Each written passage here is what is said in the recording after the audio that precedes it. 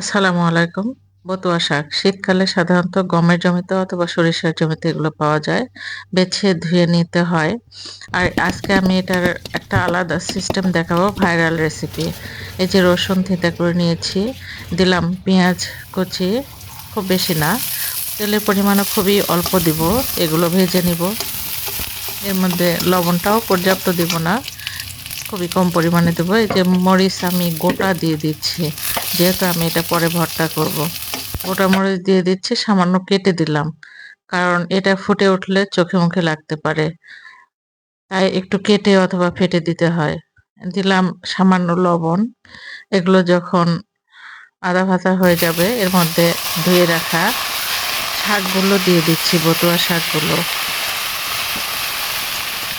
এখানে তেল, লবণ, মরিচ সবগুলোই আমি খুব কম পরিমাণে ইউজ করেছি। যেহেতু আমি পরবর্তীতে মরিচ, তেল বা লবণ সবকিছুই দিব।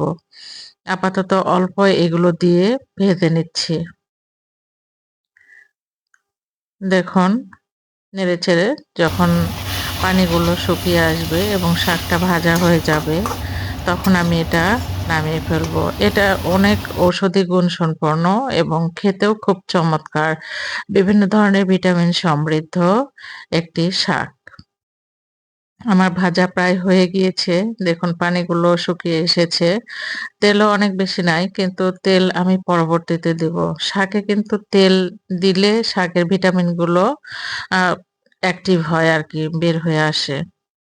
আমার ভাজা শেষ হয়ে গিয়েছে। আমি চুলা অফ করে দিয়ে এগুলো নামিয়ে ফেলবো।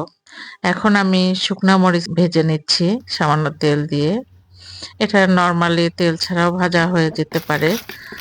আমি তেল দিয়ে ভেজে নিচ্ছি যেহেতু ইনস্ট্যান্ট ভর্তা করব। দেখুন, আমি ওই যে কাঁচামরিচ দিয়েছিলাম ওটাও উঠে নিয়েছি এবং শুকনা মরিচগুলোও নিয়েছি। এগুলো বগুড়ার শুকনা মরিচ। মরিচগুলো খুব বেশি ঝাল না, কিন্তু চমৎকার। আমি সামান্য লবণ এবং দিয়ে মরিচগুলো মসলে নিচ্ছি। এরপরে সরিষার তেল দেব একটু। এখন কিন্তু একটু বেশি দেব সরিষার তেল।